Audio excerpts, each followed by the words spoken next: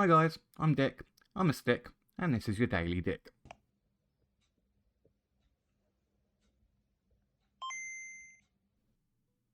So yesterday, Rockstar announced a delay to the much anticipated GTA 6, and the fallout has been a complete shit show. People are not taking this news very well, but the actual complaint seems to differ depending on who you talk to. For most people, it is a simple complaint, and that is, it's been a long time since GTA 5. These guys have had long enough. We've had 2 console generations since GTA 5, and people are understandably getting impatient. While I understand this, I can't agree. Rockstar cannot afford the PR nightmare that Cyberpunk 2077 had on its launch. GTA is their flagship franchise, and people have come to expect an extremely high level of quality from Rockstar. And compare that to a company like Bethesda, where people are just expecting a buggy mess. If it's going to take a few extra months to reach that level of quality, well, in my books, that's fine. I mean, we've been waiting for over a decade for this, so really, what is 6 more months? And especially for us PC players, right? Because we're going to be waiting for the PC port anyway, so for me personally, it's kind of hard to care. But to quote the cliche, a delayed game is eventually good, but a rushed game is bad forever. I mean, it's taken us 18 years to get a Metroid Prime sequel, so, you know, suck it up, Buttercup. It could be worse. However, there is a very weird conspiracy theory that seems to have been born from this announcement. And I want to be nice, but I just can't help but laugh at the stupidity that's on display here. So there are some progressive people, shall we say, and they are making the argument that it is all some dark agenda by Rockstar to stop its employees from organising their union.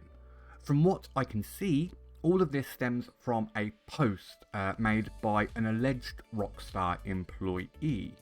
Now, I'm not going to read this post word for word. What I'm going to do is link the article where I got it down below, and you can read the article if you'd like. But to summarise it, this user is claiming that Rockstar has illegally fired 36 or so union employees. Now, Rockstar claims that they were sharing company secrets in a Discord server, while the employee claimed that they were fired for trying to organise the union.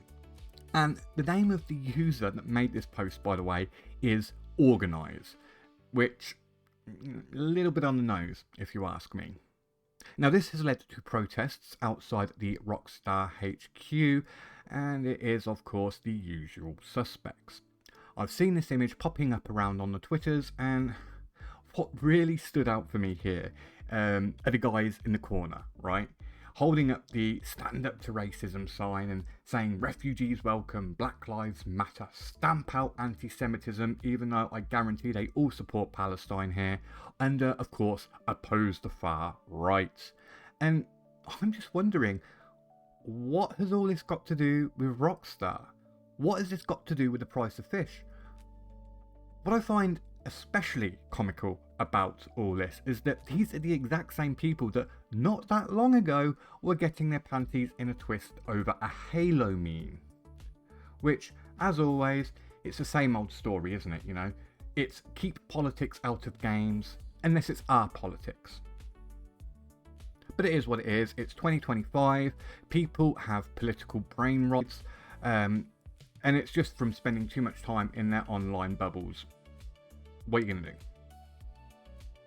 Truth is, games get delayed. And if you ask me, this is just your typical delay.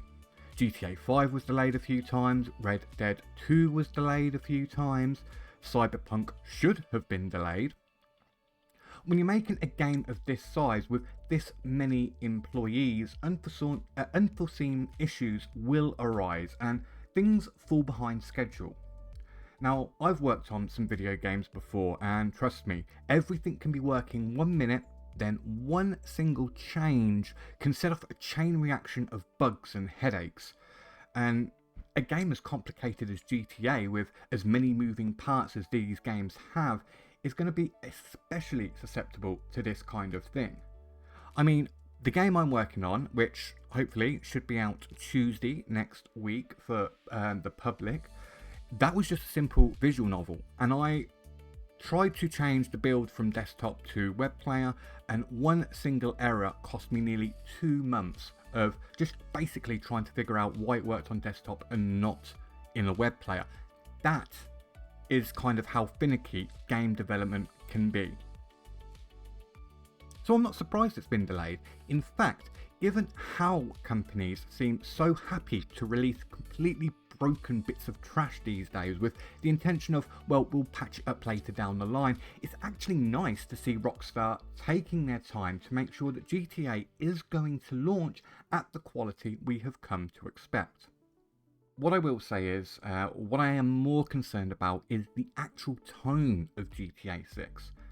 GTA historically has always been an excellent satire of the world around us.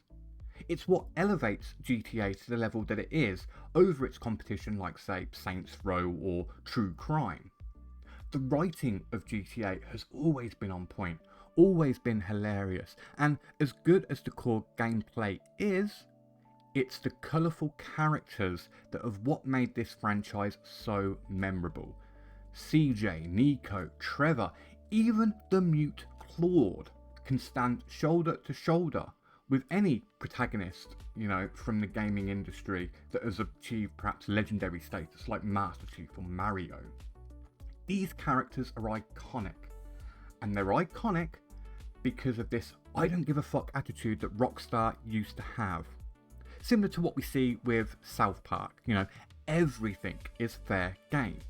They'll take the piss out of like leftist hippies and conservatives alike, and it works because of clever writing that always makes a point. However, as most people know by now, Dan Houser is not working on this game, and Dan has been the lead writer for every GTA game since London 1969, which, for anyone that might be too young to remember, was actually an expansion pack for the very first original 2D Grand Theft Auto way back on the PlayStation 1.